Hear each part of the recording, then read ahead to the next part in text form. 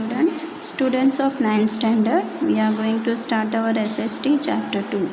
तो SST के chapter 2 का नाम है first world war and Russian revolution, यानी कि पहला विश्व वार जो हुआ था वो, और रशियन रेवोल्यूशन यानी रशिया की रेवोल्यूशन किस तरह की थी वो। तो चलिए स्टार्ट करते हैं। Let us start now. The yearning of the Western European countries for expansion of the empire and acquire new territories resulted in these countries going to Asia and Africa. Thus, they established the colonies and expanded their rule. Consequently, there arose a competition between European nations to establish colonies. अब देखिए, yearning यानी कि लोगों की हाहाकार मची थी western European countries की तरफ से। अब किस लिए मची थी? For expansion of the empire, यानी अपने राज्य को, साम्राज्य को बढ़ाने के लिए और उसे हासिल करने के लिए। टेरिटरीज यानी कि उनकी जो कॉलोनीज़ थी या उनका राज्य जो था। Resulted in this countries going to Asia and Africa, और ये कंट्रीज़ जो है वो रिज़ल्ट किसको कर रही थी?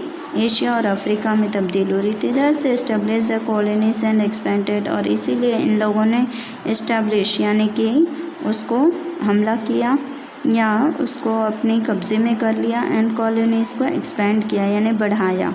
Consequently there arose a competition between European nations to establish colony. अब इस तरह से दोनों के बीच में कॉम्पिटिशन बढ़ गया। किसके बीच में? यूरोपियन कंट्रीज़ के बीच में और दूसरी जो कॉलोनीज़ थी जो कि कब्ज़े में आई थी उन कॉलोनीज़ के बीच। This great for colonization among the Western European nations caused the economic, social and cultural ruin of the Asian African countries. अब ये जो कॉलोनाइजेशन हुआ था उसकी वजह से वेस्टर्न यूरोपियन नेशंस जो थे वो कॉस्ट इकोनॉमिक यानी कि फाइनेंशियल, रुपए पैसे से संबंधित, या सोशल एंड कल्चरल यानी सामाजिक और ऑफिशियली, एंड कल्चरल यानी कि अपने संस्कृति के सभी की तरफ से अब क्या हो गया? रियून हो गया, यानी कि धीरे धीरे ख़त्म होते जा रहा था। Asian African countries. This result of this on world politics as such that the first world war, Bolshevik revolution in Russia etcetera took place, और इसी सब की वजह से क्या हुआ? रिज़ल्ट ये आया कि बोल्शेविक रेवोल्यूशन जो कि रशिया में है वो टुक प्लेस, यानी कि उसकी वजह से ही विश्ववार होने की संभावना बढ़ गई, या विश्ववार उसी वजह से होने लगा। So dear students, let's study about this details, और इसीलिए चलिए हम इसी के बारे में पढ़ेंगे डिटेल में। तो चलो students, let's start. Western Europe and colonialism in Asia Africa. Western Europe क्या है और उसमें कॉलोनाइज्म क्या है? एशिया और अफ्रीका के बीच का, या एशिया अफ्रीका क्या है? The western European countries wanted to expand their empire in Asia and Africa. Western European countries जो थी वो अपना एम्पायर बढ़ाना चाहती थी एशिया और अफ्रीका में। Their greed for colonisation did not spare even their neighbouring countries. अब उनकी जो ये लालच थी वो कभी भी कम नहीं हो रही थी, चाहे उनके नेबरिंग कंट्रीज़ के साथ भी उनकी लालसा बढ़ गई थी। Spain had taken control over Netherland. Spain ने नीदरलैंड के ऊपर कंट्रोल किया, बेल्जियम के ऊपर किया, एंड लग्जमबर्ग के ऊपर किया। Later on some of their provinces were captured by France. उसके बाद कुछ और प्रोविंसेस जो हैं यानी कुछ और छोटे छोटे राज्य हैं उनके ऊपर हमला फ्रांस ने कर दिया। When the Portuguese king died without an heir, Portugal came under the rule of the Spanish king because of the blood relation. अब जैसे ही पोर्टुगीज किंग डाइड यानी कि जब वो मरे तो उनके जो हेयर थे, हेयर यानी उनके जान पहचान वाले या भाई बहन संबंधित ऐसे, पोर्तुगाल केम under the rule of the Spanish king. अब वो स्पेनिश किंग उनके अंडर में आ गया। क्यों आ गया? क्योंकि उनका ब्लड रिलेशन था, यानी उनका खून का संबंध था एक दूसरे से। सो फॉर 6 डिकेड्स यानी कि 6 डिकेड्स यानी 60 साल, the decades monopoly of establishing colonies in non European countries was with Spain, और इसी वजह से 60 साल तक यूरोपियन कंट्रीज़ को अब स्पेन के साथ में अपना बना के रखना पड़ा, यानी इस्टेब्लिशमेंट जो था अब यूरोपियन कंट्रीज़ का। Non European countries was with Spain. जो यूरोपियन कंट्रीज़ थी उनकी अपनी अलग मोनोपोली थी, लेकिन जो नॉन यूरोपियन कंट्रीज़ थी उन्होंने स्पेन के साथ अपना बना के रखा था।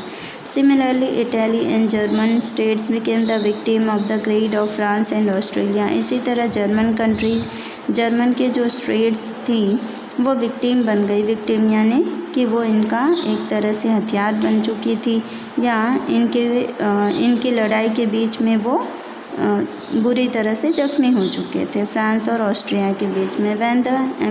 when the European powers were tightening their grip over the Asian and African nations, many of the European nations which had become free following the footsteps of England made many of the Afro-Asian nations their colonies। अब इनकी ये जो European powers जो यानी यूरोपों का जो power था वो तगड़ा बढ़ने लग गया, जिसकी वजह से एशियन अफ्रीकन नेशंस एक साथ हो गए। Many of the European Nations which had become free, कई सारे जो यूरोपियन नेशन जो फ्री हुआ करते थे फॉलोइंग द फुट स्टेप्स। अब वो किसके फुट स्टेप्स फॉलो करते थे? England made many of the, England ने कई सारे Afro Asian nations their colonies यानी एशियन यानी एशिया के एंड एफ्रो यानी अफ्रीका के, दोनों को मिल मिला के उन्होंने अपने साम्राज्य को इकट्ठा कर लिया, कॉलोनीज बना दी।